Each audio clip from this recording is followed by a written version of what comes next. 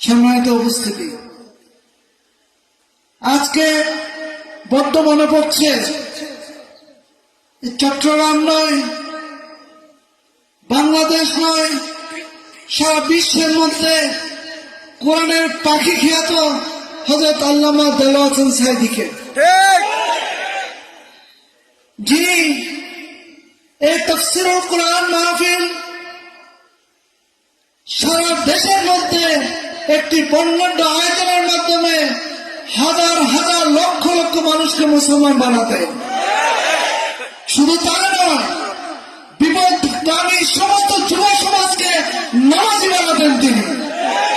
শুধু তাই নয়, আমরা দেখতে পেয়েছিলাম এই কোরআনের পাখি সংসদ সদস্য হওয়ার পর যে সংসদে গিয়ে মাত্র মাথা নোয়া হতো, তিনি একমাত্র গিয়ে বলেছেন মাথা নোয়ার পরিবর্তে আসসালামু আলাইকুম দেওয়া হোক, তা আইনে পর্যবেসিত হয়েছিল।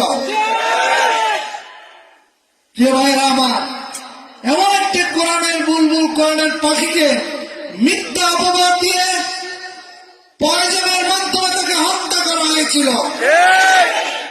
আমরা আজকে এই ইন্টারিয়াম গভর্নমেন্টের কাছে অনুরোধ করব, বিভিন্ন কিছু সংস্কার করছেন, কিন্তু কোরআনের পাখিকে যে পরিকল্পিতভাবে হত্যা করা হয়েছে তার ক্ষেত্রে প্রয়োজন বোধে গঠন করা হোক। যদি না হয় তাহলে ঘোষণা দেওয়া হচ্ছে ইনশাআল্লাহ, যদি ইসলামিক রাষ্ট্র কায়েম হয়, যদি দ্বীনি রাষ্ট্র কায়েম হয়, যদি ইসলামিক দল ক্ষমতা দেয়, তাহলে এর ব্যবস্থা নেওয়া হবে ইনশাআল্লাহ। প্রিয় ভাইয়েরা আমার,